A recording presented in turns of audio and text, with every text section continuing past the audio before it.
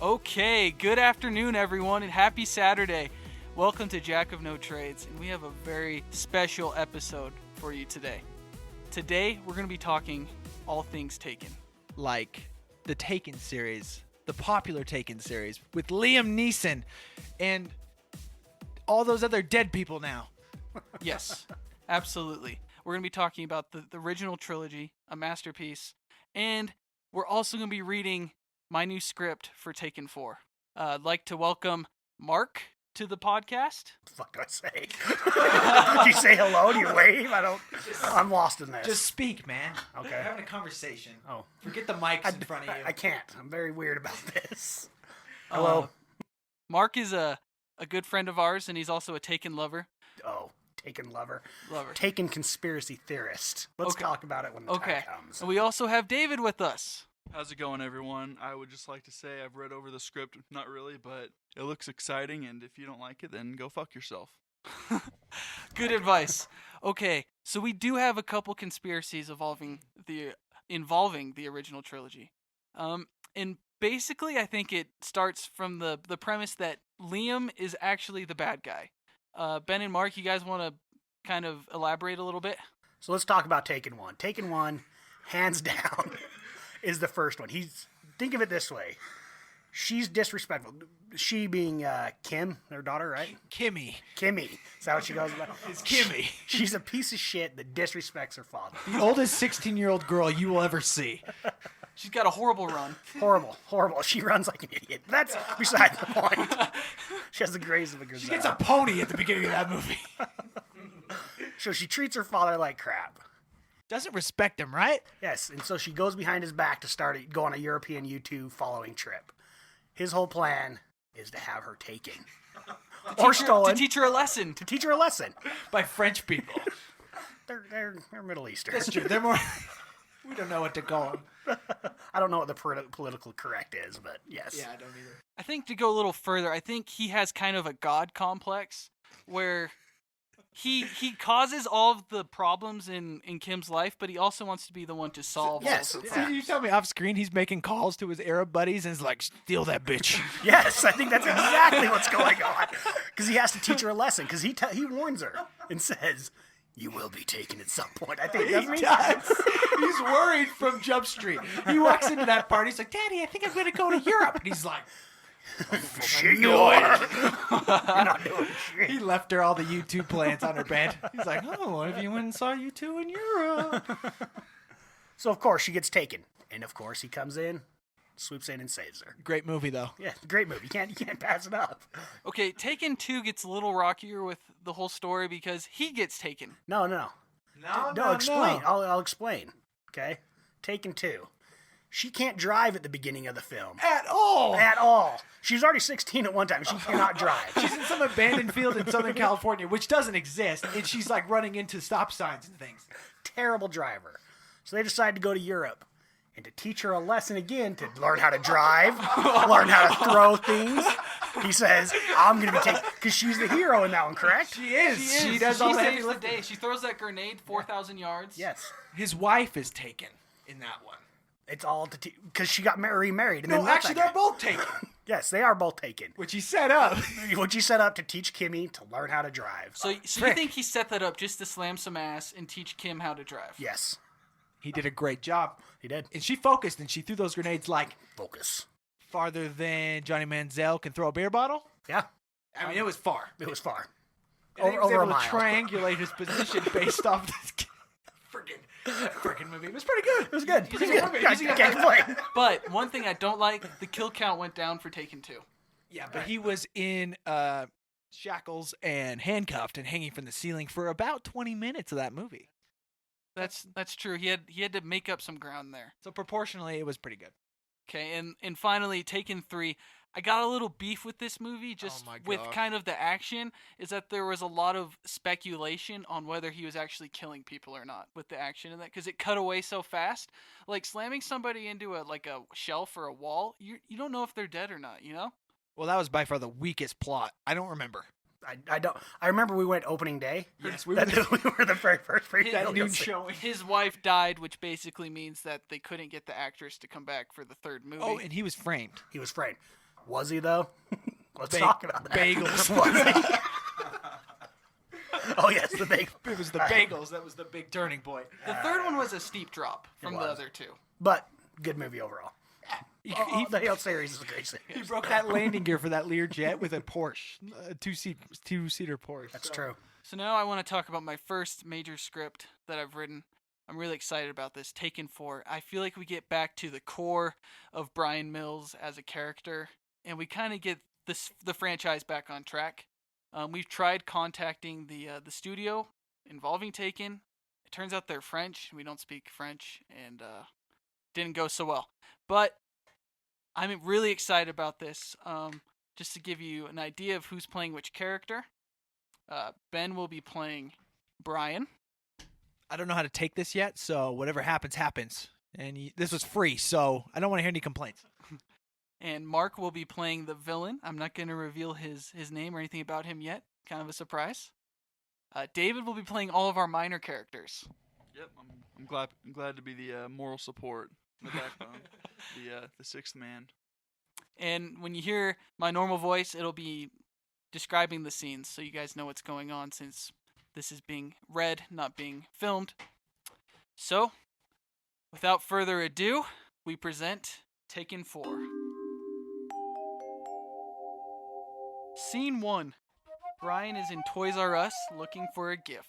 Do you think my grandson will like this? Sure. Brian buys the gift and leaves. Scene 2. Brian arrives at Kim's apartment. Hi, Mr. Mills. Where's my daughter, you asshole? She's inside. Come on in. Brian walks in. Daddy! Hi, honey. Where's the birthday boy? He's sleeping. That's too bad. Oh, before I forget. Brian hands Kim the present. Oh, thanks, Daddy. You hate it, don't you? This is what I get for doing something thoughtful for your bastard son of yours. Brian storms out. Dad, wait! Scene 3. Brian is drinking his sorrows away at a bar. Brian talks to the bartender. You want to hear a story? No. Well, back before I became a spy and a skills specialist, I was just your typical Irish-American kid. I was walking home from school one day, and I saw a freshman being sexually assaulted by a homeless man. Oh, God. Rather than try and stop the homeless man, I just watched as he molested this young boy for several minutes. I saw this boy at school the next day, and he asked me why I didn't help him. I told him because I didn't respect him. It was this experience that made me want to be a professional murderer. Why did you tell me that? I don't know. It made me feel better. Scene 4. An underground building. Are you sure you want to do this? I do declare we need to begin phase 1. Scene 5. Brian receives a phone call from Jimmy. What do you want from me? I wouldn't call if it weren't important. What happened? I came home from work, and Kim and Sam weren't home, and it looked like someone had broken in. You dumbass! Your wife and son were stolen! Not taken, stolen! But by my calculations, about 6 hours to find them before they disappear. Okay, well, I'm coming with you. You only slow me down. Damn it. You senile old man. You listen to me! There is no way you will stop me from saving my family. Fine, but let me warn you. You will probably die within minutes of the journey. Scene 5. Brian is on his computer. Jimmy is watching behind him. Brian is doing something on his computer. After what happened in Paris, I had a homing beacon inserted into Kim's arm. It says she's somewhere in Savannah, Georgia. Well, let's go. We see an airplane land in Savannah. Scene 6. Brian and Jimmy leave the airport. Jimmy, there could very well be many enemies waiting for us as we leave the building, so be extremely careful. Wow, paranoid much? I don't know about you, but I'm starving. Jimmy grabs the complimentary snack mix and starts munching. Oh shit, this must have soy in it. Ah, fuck. Jimmy passes out. Serves you right, you arrogant Brian grabs Jimmy and takes him to a taxi. Where to? Hospital. Is he okay? Yeah, he'll be fine. And your Indian stereotype offends me. Focus at your task at hand. All right, whatever you say. Taxi driver arrives at the hospital. Scene 7. Brian and Jimmy walk into the hospital. Brian carries Jimmy into the hospital lobby. Hello, madame. This is my son-in-law, Jimmy. He's a bitch. It appears he's had an accident. It appears to be a lot more than just an accident. Don't sass me, you dumb whore. This is nothing more than a simple household accident. Now do your job and give this young man some proper medical care. Oh, yeah, right away, sir. Scene 8. Fight in the hospital. Brian is sitting in Jimmy's hospital room. You had an allergic reaction to the soy in that airplane snack mix. They said that if we had arrived a minute later, you would have had no chance of surviving. Now I wish I would have stopped for a Big Mac or some Irish tater tots on the way to the hospital. Well, Jimmy, I'm gonna go find the girl you swore to protect. Enjoy this godforsaken hospital. Brian walks out of the room and sees a mysterious-looking man walk past him. Goodbye, Mr. Mills. Man pulls out a gun. Brian disarms him and renders a devastating throat punch. Scene 9. It's an action scene. Brian kills part of Bo's gang around the hospital.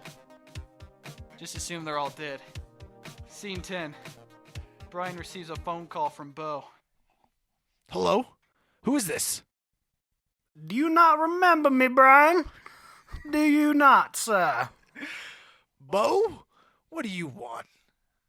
I see you dispatched some of my henchmen. Obviously, yours have not had any effect on your skills. Damn right. Why did you kidnap my family, meaning one girl and my grandson? I do declare, sir. Now that's none of your concern. I don't know why you're doing this, or what you want, but know this, Bo. I will burn down all the plantations of Georgia if that's what it takes to find my family. And after I find them, I will personally cut off your penis and I'll choke you with it. Oh! I say, you sure a showman there, Brian. I'll show you a show, Bo, with my 10-inch dick. Phone call ends. Scene 11. Bo's hideout. Sam is crying hysterically. Everything is going to be okay, baby. Don't cry. Don't cry. Bo walks in. Hello, darling. How you holding up? Why are you doing this? You're a fine Georgia peach, and you'll know soon enough. Now, the reasons I'm here is because it has come to my attention that you might be hiding something from me. You already searched me. I promise I'm not hiding anything. Oh, my darling. I know you're hiding something, even if you don't know it. Now, let me see that fine Georgia arm. Bo grabs Kim's arm and starts feeling for something. What are you doing? Oh, this is gonna hurt. Bo pulls out a knife and cuts Kim's arm open and digs out a homing beacon. Holy shit! What's wrong with you? Oh, here we are. I see we found it. Shows Kim the beacon. Your papa must have planted this in your arm some time ago. This is how he knows where you are in Savannah. But I do declare, by now he won't have any idea where you are, my sweet pea. My daddy will find me, and when he does, I hope he kills you. Listen here, you snot-snowed bitch. Don't you talk to me like that. You're lucky enough I don't teach you some manners. I say some manners. Keep quiet, and you may be rewarded. Bo leaves. Brian calls an old friend. Scene 12. Judd, hi, it's Brian. Good. I'm in Savannah, and I was hoping we could meet somewheres. Starbucks is great. I'll see you in a few minutes, I guess. Scene 13. Brian and Judd talk at Starbucks. Brian walks into Starbucks, where Judd is sitting down waiting for him. Judd, it's so good to see you. Likewise. Now what can I do for you? Bo has swapped my family, and I was hoping you might be able to give me some useful information on where to find him. I think I can help, but do you have any idea why he might have done this? Nope, not a clue. Well, let me tell you a story that might jog your memory. Scene 14. Judd tells a story flashback. Back when you and Bo were doing some work for the government in D.C., do you remember going out on the town one night with him and Jenny? Yeah? Why? Well, on this particular evening, you all got pretty drunk, and you ended up leaving Bo and going with Jenny, who was his girlfriend at the time. You went to her apartment and ended up fucking her. Does this ring any bells? Yeah, that was a great night. Oh, man. I mean, she really was something. It was her first time, too. Oh, beautiful. The story doesn't end there, though, Brian. So Bo didn't know about you and Jenny, and some time had passed. 2 years later, Bo decided to propose to Jenny.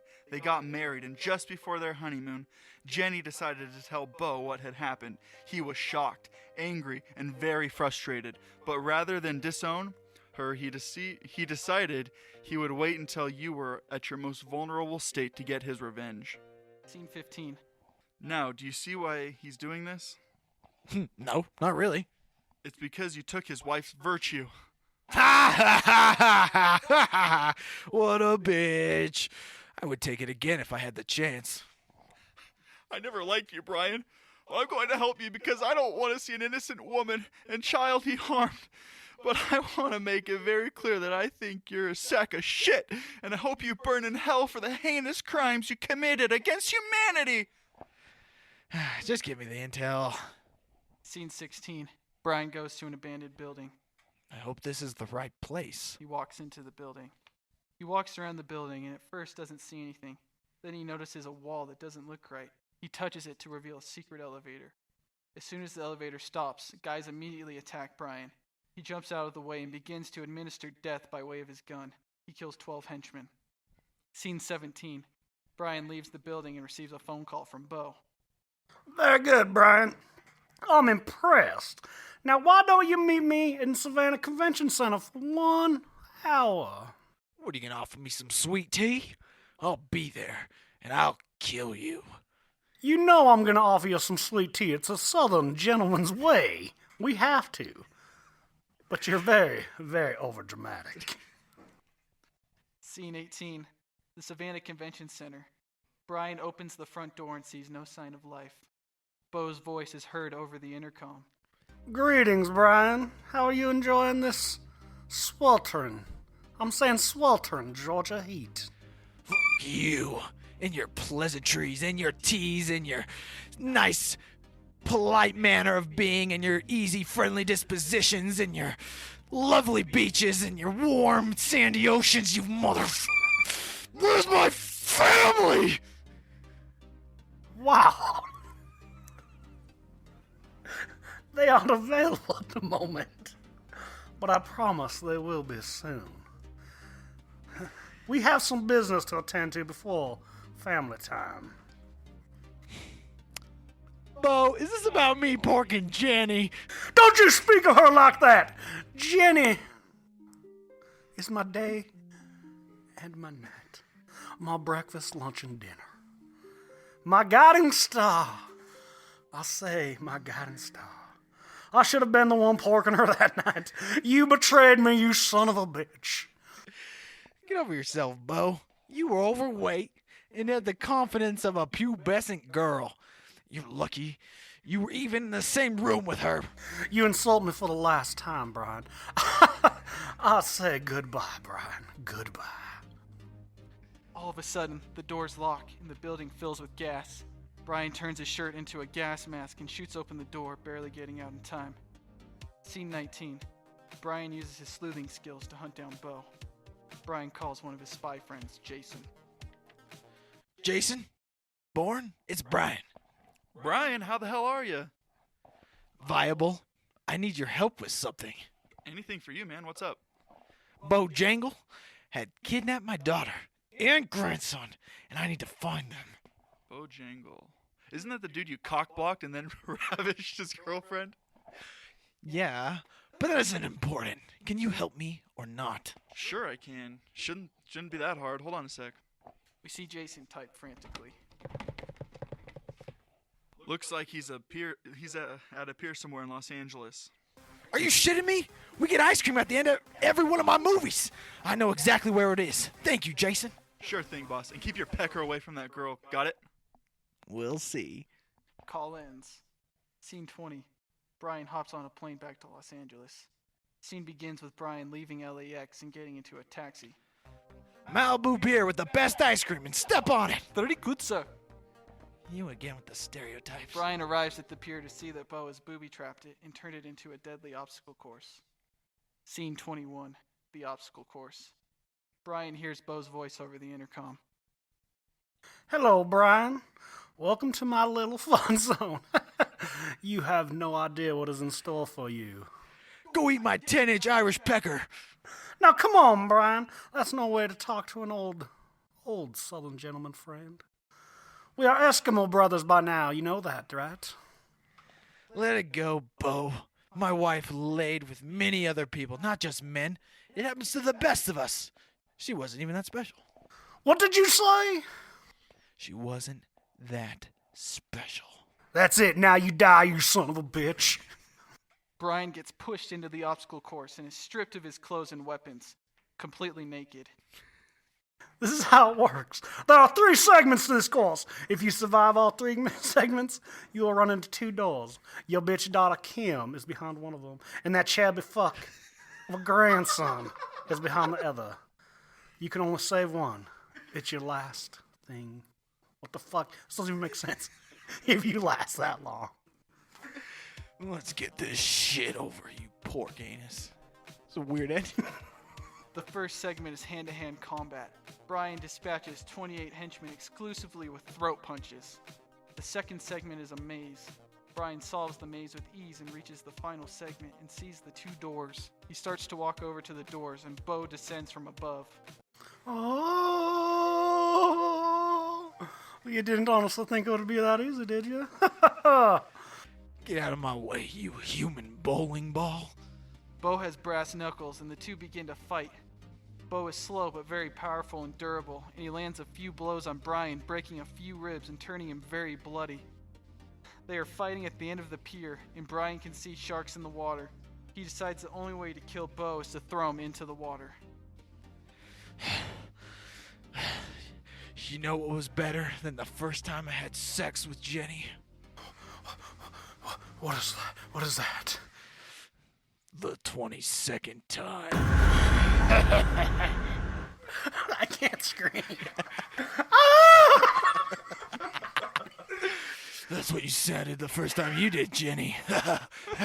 So Bo screams and charges at Brian. Brian quickly sidesteps and kicks Bo into the water, where he is eaten by the sharks. Brian figures out how to save Kim and Sam, and as she runs to hug Brian, we hear a gunshot, and Kim turns into mush. A sniper gunned her down. We hear the screech of tires and then silence. Brian puts Sam on his back and carries Kim's corpse down the pier. Scene 22, the cemetery. It's raining, and Brian is holding Sam over Jimmy and Kim's graves. Thunder booms as Brian speaks. I don't know who you are or why you killed my family, but this circle of death ends now. I have a particular set of skills that makes me a nightmare for people like you, and rest assured that I will hunt you down and grab your penis and put it in my butthole. And that is the end of Taken 4. So, what'd you guys think? How did Jimmy die? He was fine in the hospital. What the hell happened? I thought Jimmy died. He got shot. When did he get shot? It never says once that he got shot. It just fell off. Shit. Okay, well, it's on screen. It's action. I'm sorry. That was a big plot point. I thought Jimmy died at the beginning. He died. He died in the hospital. Sorry. No, it never says that. He actually says he walked into the hospital, then he carried him. But I mean, let's honestly, let's pick this shit apart. Okay, all right. You're a terrible writer, Taylor. Dude, pork anus? Where'd you find that? Nah. My mind. Don't go tinking around All too right, much but in there. if you guys didn't notice, the thing that's taken in Taken 4 is a girl's virginity. That's really what it is. That's what it's about. It's about sexual assault. Yeah, I know that. A homeless freshman at the beginning of the movie.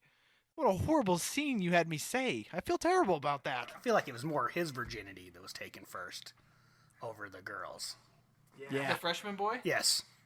Yeah, that was way more important. It's a vicious cycle. What would have been better is if at the beginning the freshman boy that got raped saw that Brian didn't do anything and that he didn't respect him and then turned into Bojangles. This is the first draft. We can. I think that would have been a really good option. We got to make that little victim just become his biggest nightmare, dude. So taking 4.1? Yeah. That's what we're saying? I think Bojangles needs a spin-off. I think he does At least too. a prequel. A prequel. A prequel. We'll start a new franchise. I like that. That's a character that has a lot of ground to explore still, I think. Yes, he does. I feel like he is topped out. He's not really that great of a character. I'm actually kind of fucking offended if we can really talk about this. Taylor here said he wrote it about me and I'm called a bowling ball at some point. I know I'm a big gentleman.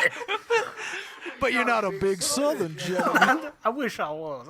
I'm not going to lie, folks. I really wish I was a fine Southern gentleman. I wrote the personality, but appearance, I was going for Colonel Sanders. Colonel Sanders. Yeah, like that type of guy, like the Southern gentleman. I do declare, let's go down to the barber shop and get some biscuits and gravy. Like that's the type of guy I was going for. Okay. Remember, you work for me, Taylor, so you don't need to worry about It's not coming true. in I don't Monday. work for him. Don't listen to him. I don't work. I work for no man. Well, the script has some potential, It but does. we got some things to hammer out still. I think we need to start a Kickstarter to get funding for this movie so we can do it right. So the narration, the story of Brian taking that girl's virginity, it was a flashback, so we'd actually see it. What's your guys' opinion? Should we show the sex scene? Should it just be implied? Absolutely, yeah, absolutely. Full penetration. I agree. Full penetration all the way. That's the only way I'm giving money to the Kickstarter, so Brian is a piece of shit. He is, and I think it's clear that he's very narcissistic. He doesn't really care about anyone else in his life. I was offended by all the things you made me say because of the script. I didn't write the script. Brian's a horrible person. But as a good actor, you did it, and you fulfilled your position as Brian. I changed my voice about 13 times throughout that But recording. I feel like it all worked. I really do. You know what? Brian's very multi-skilled, and I think that includes voice acting for him. So Absolutely.